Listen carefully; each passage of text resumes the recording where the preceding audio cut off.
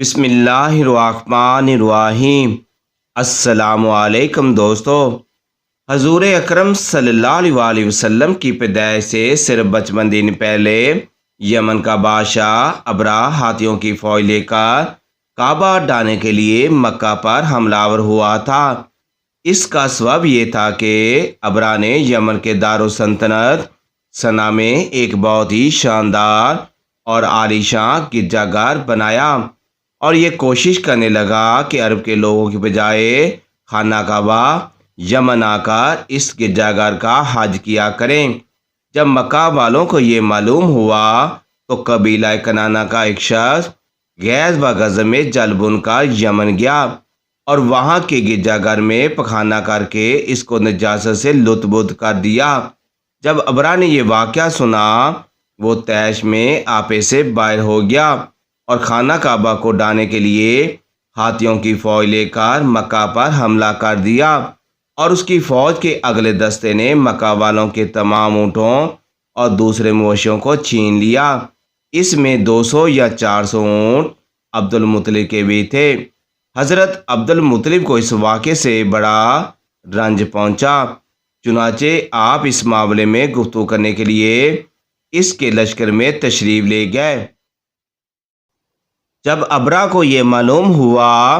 کہ قریش کا سردار اس سے ملاقات کرنے کے لیے آیا ہے تو اس نے آپ کو اپنے خیمے میں بلا لیا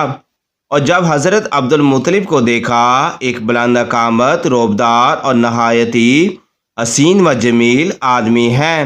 جن کی پیشانی پر نور نبوت کا جا و جلال چمک رہا ہے، تو صورت دیکھتے ہی ابرہ مرعوب ہو گیا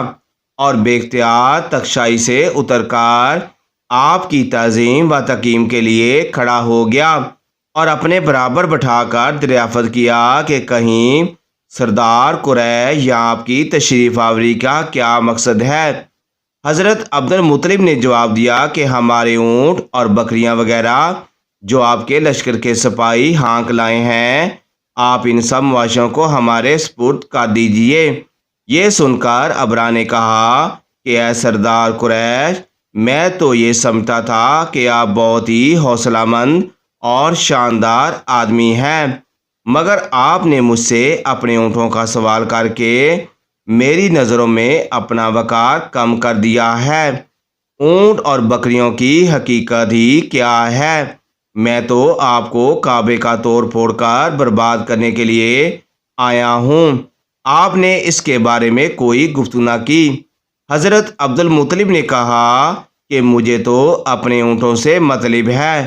کعبہ میرا گھر نہیں بلکہ وہ خدا کا گھر ہے، وہ خود اپنے گھر کو بچا لے گا، مجھے کعبہ کی ذرا بھی فکر نہیں ہے۔ یہ سن کر ابرہ نے اپنے فرعونی لہجے میں کہنے لگا کہ اے سردار مکہ سن لیجئے، میں کعبہ کو ڈھا کر اس کی اینٹ سے اینٹ بجا دوں گا اور روئے زمین سے اس کا نام و نشان مٹا دوں گا، کیونکہ مکہ والوں نے میرے گرجا گھر کی بڑی بےرحمتی کی ہے، اسی لیے میں اس کا انتقام لینے کے لیے کعبہ کو مسمار کر دینا ضروری سمجھتا ہوں۔ حضرت عبد المطلب نے فرمایا کہ پھر آپ جائیں اور خدا جانے میں آپ سے سفارش کرنے والا کون۔ اس گفتگو کے بعد ابرہ نے تمام جانوروں کو واپس کر دینے کا حکم دے دیا اور عبد المطلب تمام اونٹوں اور بکریوں کو ساتھ لے کر اپنے گھر چلے آئے۔ مکہ والوں سے فرمایا کہ تم لوگ اپنے اپنے مال مواشیوں کو لے کر مکہ سے باہر نکل جاؤ اور پہاڑوں کی چوٹیوں پر چڑھ کر دروں میں چھپ کر پناہ لو۔ مکہ والوں سے یہ کہہ کر پھر خود اپنے خاندان کے چند آدمیوں کو ساتھ لے کر خانہ کعبہ میں گئے اور دروازے کا حلقہ پکڑ کر انتہائی بے قراری اور گریہ زاری کے ساتھ دربار باری میں اس طرح دعا مانگنے لگے: اے اللہ، بے شک ہر شخص اپنے گھر کی حفاظت کرتا ہے، لہذا تو بھی اپنے گھر کی حفاظت فرما اور صلیب والوں اور صلیب کے پجاریوں عیسائیوں کے مقابلے میں اپنی اطاعت شاروں کی مدد فرما۔ حضرت عبد المطلب نے یہ دعا مانگی اور اپنے خاندان والوں کو ساتھ لے کر پہاڑ کی چوٹی پر چڑھ گئے۔ خدا کی قدرت کا جلوہ دیکھنے لگے۔ ابرا جب صبح کو کعبہ ڈالنے کے لیے اپنے لشکر، جرار اور ہاتھیوں کی قطار کے ساتھ آگے بڑھا اور مقام مقمص میں پہنچا تو خود اس کا ہاتھی،